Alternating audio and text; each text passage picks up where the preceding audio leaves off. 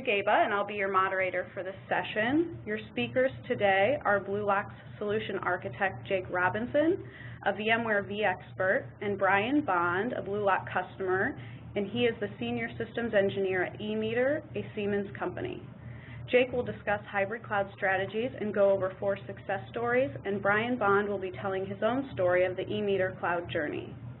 Please feel free to submit your questions throughout the session, and we'll answer those at the end. You can do that using the chat or the Q&A functions in WebEx.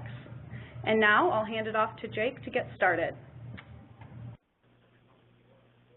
Thank you, Alicia. And I'm going to start off asking a question, and that question is, why hybrid cloud? And Brian Bond, who is with us today, actually answered that question. He said, our Bluelock virtual data centers look and act like an extension of our own data center, and while the cost savings have been beneficial, the development team has more flexibility than ever. And that means we can create new options for our customers in the future.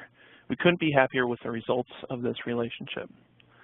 So you'll see the phrases in bold are really key elements of how Bluelock and our clients work together.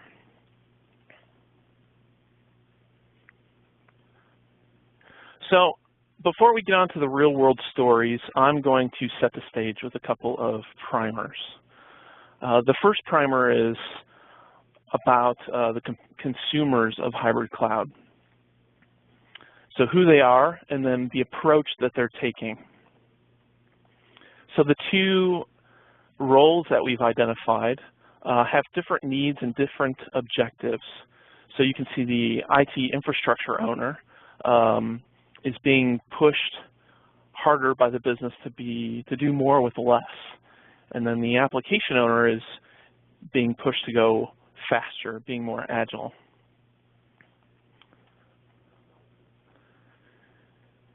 And then each of these have different approaches as well. So some hybrid users might start with the walk before you run type of path, which might be starting off with something like a test dev type approach. The second approach is picking a project. So this might be a particular application or a particular group of applications. And then the third approach, the most aggressive approach, is to rethink everything and how can we make everything fit in the cloud. The second primer is workload placement.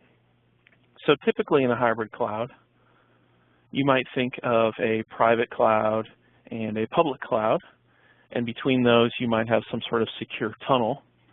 So that's kind of the horizontal placement. But there's also this vertical workload placement.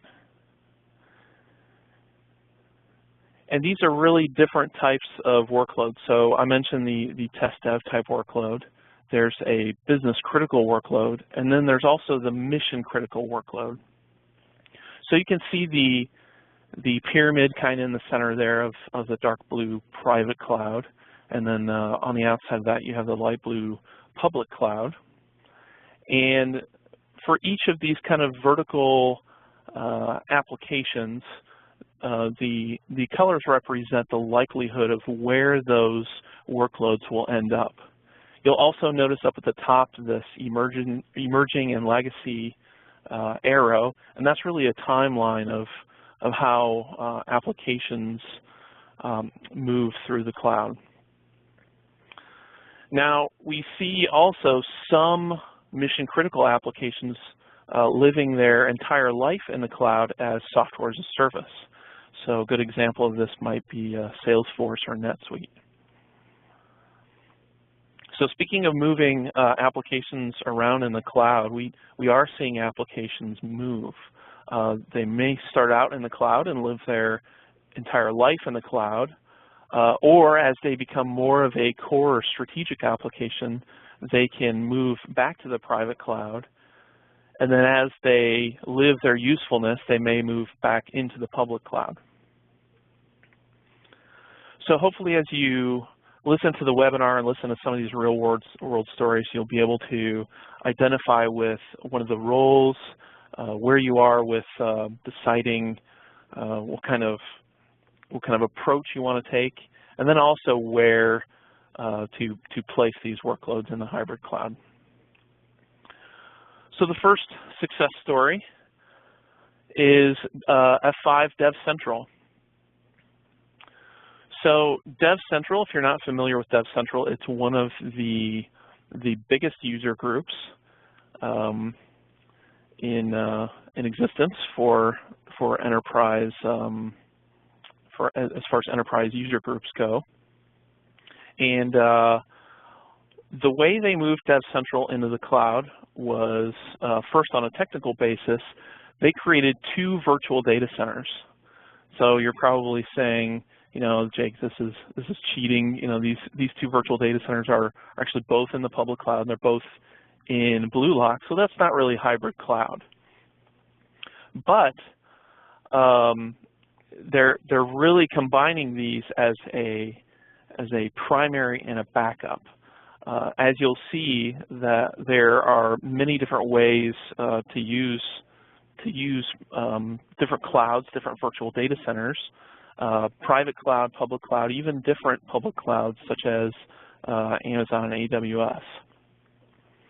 So they've built in high availability into these applications, and they're also using their own products. So they're using Global Traffic Manager for their global load balancing and high availability.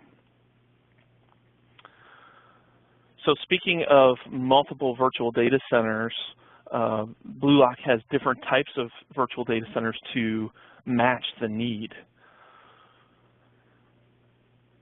So you can see the different needs might be a commitment, a burst, different qualities. So for instance, F5 has a primary and a backup need, so the quality might need to be higher, the service might need to be higher. And as you'll see from the other stories as well, especially when Brian talks at eMeter, kind of the usefulness of these different virtual data centers. The other hybrid part of this story is that the IT team and the business unit or the application owner work together. So Dev Central is not part of the IT infrastructure team. They're their own business unit. They're their own application owner, and they had needs around agility, and of course the IT team had needs around control, and these groups were able to work together with Bluelock to provide this hybrid cloud. So the second success story is a consumer electronics manufacturer, and they make really good computer mice. I can't share their name quite yet. They haven't released that, but they said I could share their story, which is really cool. So one of the challenges of 2 clouds is managing both of them, these guys had the same issue. Though in this case, this was strictly the IT department brokering services out to different business units. So they have a pretty large vSphere environment existing, and they wanted to add public cloud so that they could free up some capacity for more critical applications. So the challenge for managing multiple clouds is having a view into both of them. And vCloud Connector is what they use to manage both of these clouds. They're able to see both their public Bluelock environment and their private environment in a single interface. But one of the other challenges that they have was really business oriented. So total cost of ownership was a key factor in their cloud strategy, and Bluelock gives a tool called Bluelock Portfolio, which allows you to see a total cost of ownership all the way down to a resource level. So as an IT department, you can see how they can do simple showback and chargeback for each of their applications or virtual data centers that they have in the cloud. The other thing that happened was making these charges visible changes the behavior of some departments. So after showing the different business units what these costs were, they were able to say, you know what, we really don't need that legacy application anymore. You know, we can go ahead and phase it out. Or they might say, oh, this is actually we're actually spending less than we thought we were. So it can go both ways there. The other thing around visibility is efficiency. So Bluelock and public cloud allow you to be more efficient. So as you can see here, we often over-allocate resources to different virtual machines and applications, and we can see the gap represented here between what we are actually using versus what we have allocated. There's a big gap there. So not only were they able to get rid of legacy applications that the business units no longer needed, but they were able to see what the real usage was and really tighten down the reins as far as resource usage. The other thing that they're able to do is look out for bad user experiences. So over time, they can look at all of their applications as a whole and figure out where they need to add resources and when.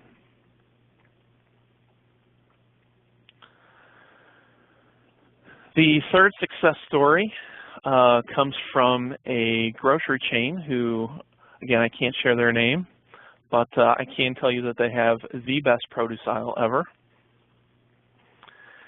And this story is very interesting.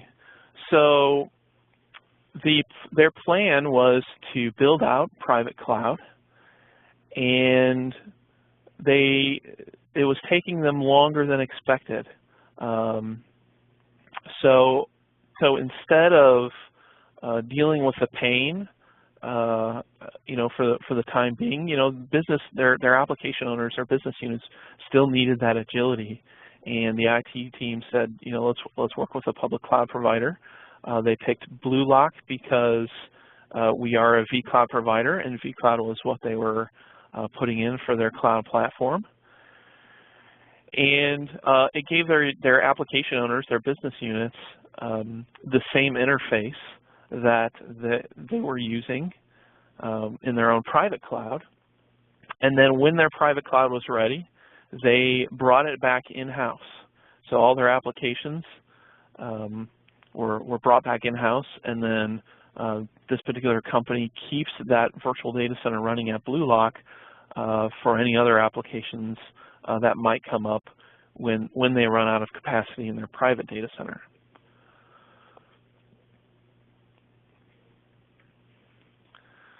Our fourth story is about a Fortune 500 pharmaceutical company. Can't use their name, but I can tell you they're keeping you alive and happy. If that's any clue. And pharmaceutical is really interesting, especially in research and development. So this is where the molecules and the drugs are developed and tested with the hope that someday they'll become FDA approved and end up in the pharmacy. The challenge is that a lot of these attempts never make it through final approval.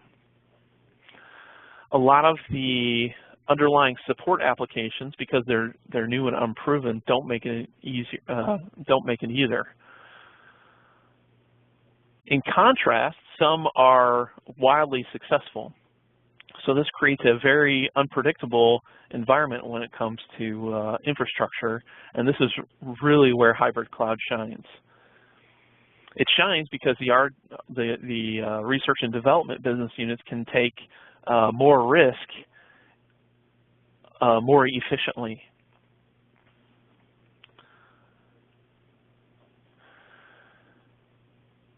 So if you think about the standard investment of hardware, over time your certainty increases. With the first application scenario, you hope that the application grows and continues on and maybe plateaus out at some point. Another application type scenario is that an application kind of levels out early and continues its life cycle at a certain level. And then another scenario is that the application might take off, just like the research and development, but may end abruptly. So all three of these and the unpredictability of these different applications contribute to reduce cost and not having to worry about that uncertainty. So as our final story here, we have Mr. Brian Bond with Emer Siemens, and I'm honored to have you, Brian, and anxious to hear your story. So take it away. Thank you. And I'll start off just by introducing myself. Again, I'm Brian Bond, and I am a Senior System Administrator here at Emer, a Siemens business. And my primary responsibilities revolve around storage and virtualization for the organization here. We are a multinational software development and deployment environment. And we were recently acquired by Siemens as part of their smart grid infrastructure push going forward.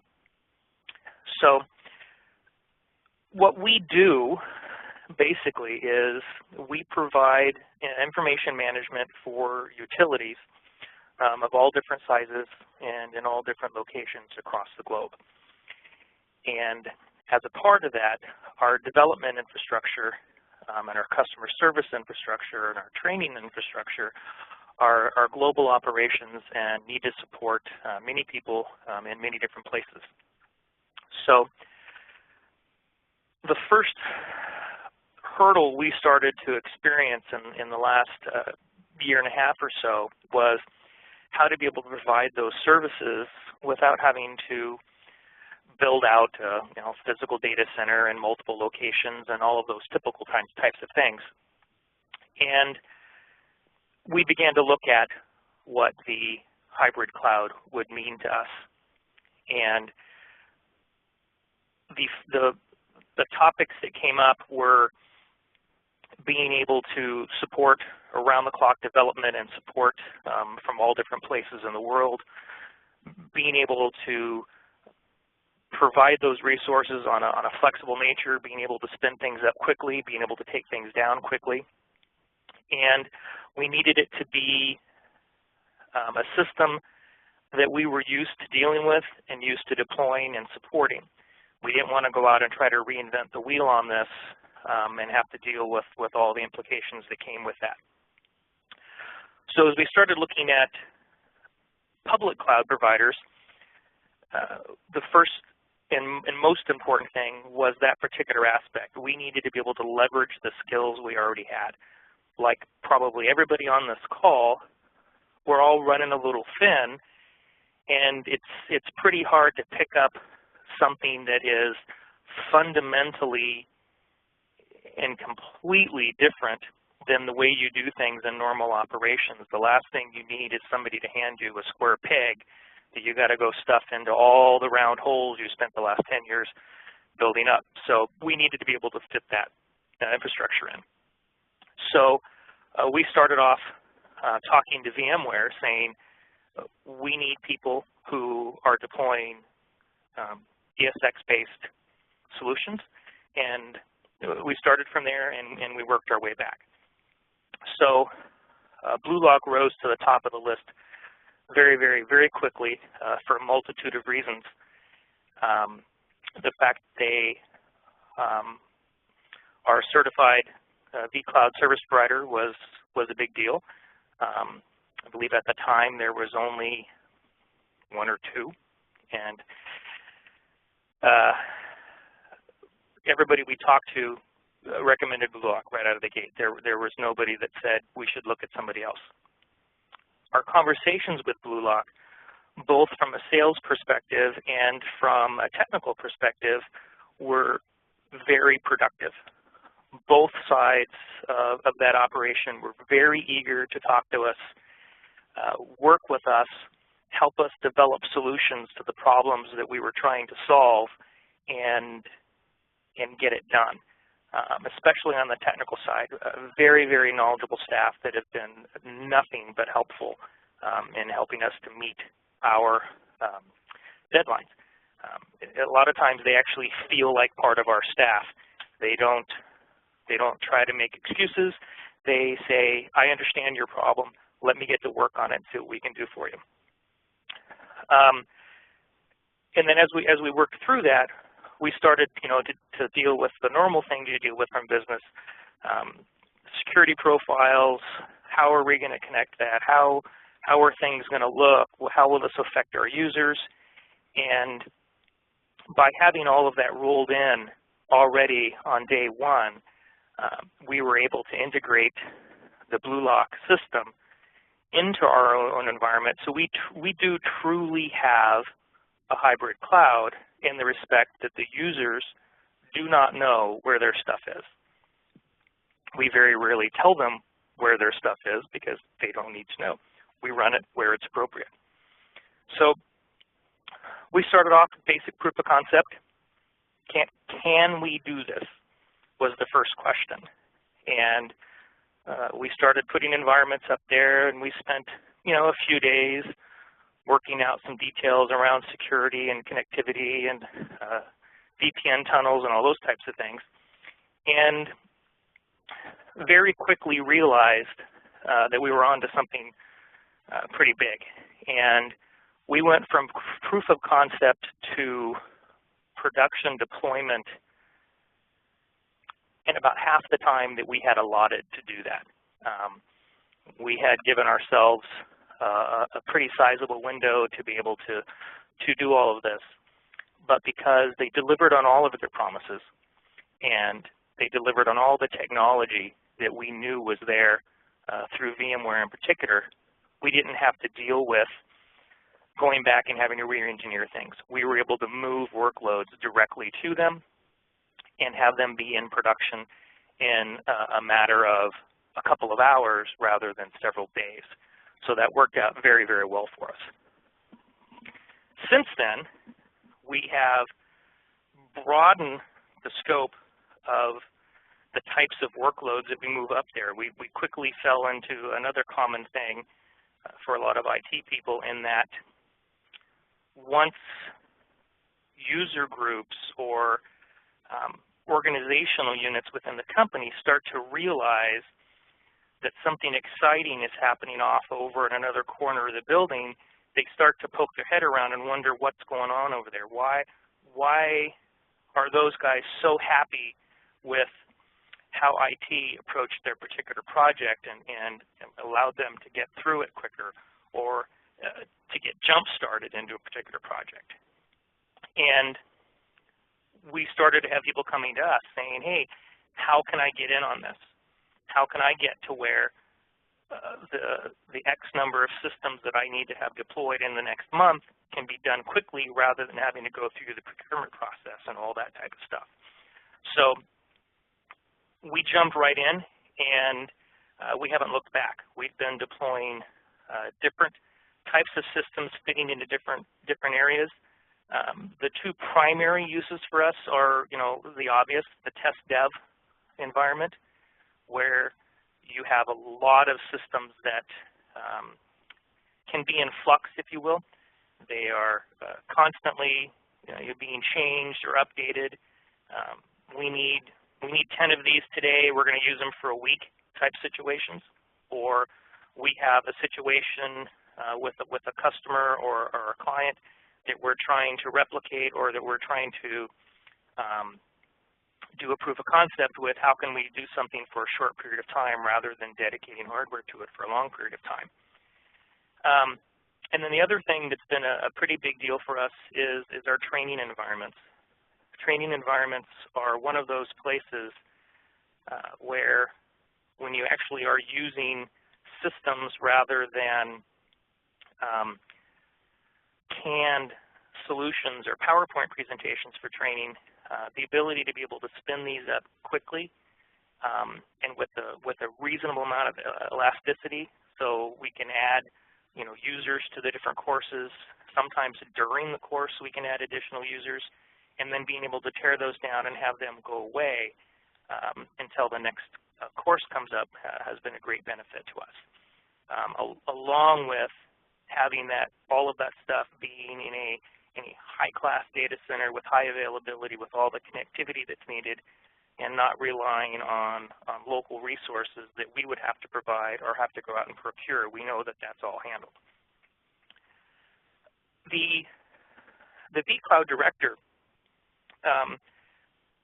it's actually an interesting story for us, because unlike a couple of the examples that were given where those companies had been using vCloud Director and then they saw Bluelock as an extension and being able to use that tool to expand and deploy their systems, we had the exact opposite experience. We had not deployed vCloud Director in-house, and we had been looking at it, but we had not deployed it.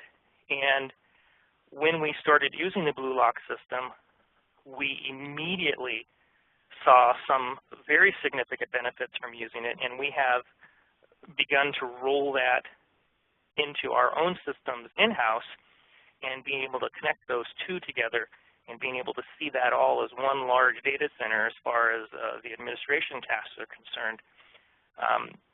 It's been interesting for us in that respect, that it's not the normal story you hear with hybrid cloud environments. So we're actually pretty excited about that, and the portfolio product played a little role in that, in being able to provide some of that show back rather than charge back, if you will, being able to tell people, yes, you can have those systems, this is exactly how much they cost for the resources, has been a great benefit to us. So those two things tied together were bonuses to us. They weren't part of our original requirement, but we now see how important they are, and really can't imagine doing this project without having those two pieces of the puzzle applied into the subject matter for us.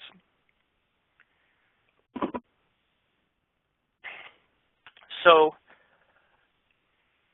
when looking at the deployment that we did and that we continue to do, and as far as I can see in the future, will just continue to grow for us, the major benefits that we've seen have been a combination of all these factors that you see on the screen. The improved user experience is something that is sometimes a little hard to quantify, but for us, because our developers and our internal customers are deployed around the globe, we have pretty good feedback on how these systems operate and what's required of them. And the first step was the old first do no harm adage. And when we put these systems up, we tested to make sure that they were at least as good as our internal systems. And we very quickly realized that in a lot of cases, they actually outperformed our internal systems for a myriad of reasons. Older hardware that particular cluster might have been running on, network speed, location of the end user, those types of things. So that was a pretty easy thing for us to get through and show where the real improvements were and the real savings. The flexibility is just huge. For somebody to be able to come to me or someone else in our environment and say, we need X, Y, Z, and we need to deploy it very quickly, even if the best scenario is for that to be deployed on internal systems, we can deploy it in the cloud first and get it operational and get it functioning, and we can move it in-house if that turns out what needs to happen with it. But we can do that long before we even begin to figure out what hardware might be required for that long-term storage requirements, network requirements, all these different things. Having that flexibility of deploy now and deploy quickly, and then being able to adjust that as you go has been a great boon for us. It's really taken our time to deployment down quite significantly. The savings on capital outlay ties right into that previous thing, where a lot of times people will come to you and say, I need a Ferrari, and you go out and buy them a Ferrari and it sits in the parking lot most days. With the hybrid cloud approach, we can deploy, we can get real-time experience off what's happening with these systems, and we can make educated decisions on what needs to happen for those things long-term. In some cases, leaving it there in the public cloud is the place for it to be, and that makes the most sense. Other times, bringing it in-house or tearing it down might be the appropriate thing to do. So that makes it a lot easier for us to be able to deal with those types of scenarios as we move forward. The deployment options for customers is something that we're looking at. Every day we get asked by customers, how could we deploy this in a public-private hybrid cloud environment, or a public environment, or a private environment? And this particular solution makes it real easy to answer those questions, because we can say that we have experience doing this.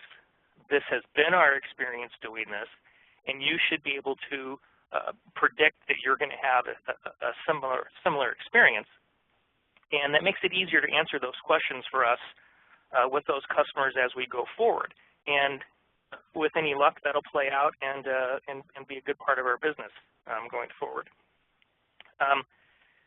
And then the last thing on this list was the security issues. And when we had originally started looking at hybrid cloud more than 2 years ago, even then I had some serious concerns about security and other issues in this particular environment. But having Bluelock, vCloud Director in general, being something that we were familiar with, we understood how it worked, we know how security works in that environment, and we know how network security works and how we could set that up, made that a lot easier for us, made it an easier sell for us internally within our own group, but then it also made it very, very easy for us to sell to the groups outside, because we're able to understand how it works and to show them how it works, so that they know that they don't have any concerns, and all of those questions, basically stopped. Everybody understands and trusts us on that. So those were nice things to be able to knock out of the park right away. So that's been our overall experience in a sizable nutshell, if you will. But some of the things we see in the future for us are going to be very from the respect of being able to have multiple virtual data centers and being able to expand our environment into a little bit more follow-the-sun oriented type, dev test environments and those types of things. And those are things we're very excited about getting into as our experience grows with this and we start to move forward with this.